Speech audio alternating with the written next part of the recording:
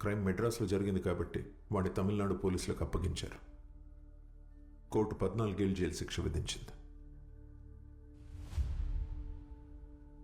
अब क्या कहानी खत्म हो गई ना? స్టూవర్ట్పురం నాగేశ్వరరావు కథ అక్కడే ఆగిపోయింది.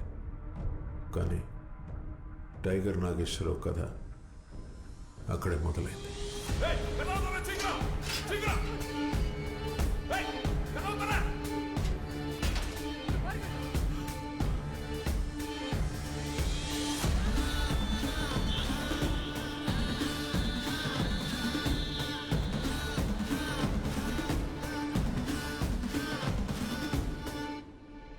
ఏంట్రా సాపాడు ముట్టడం లేదురా?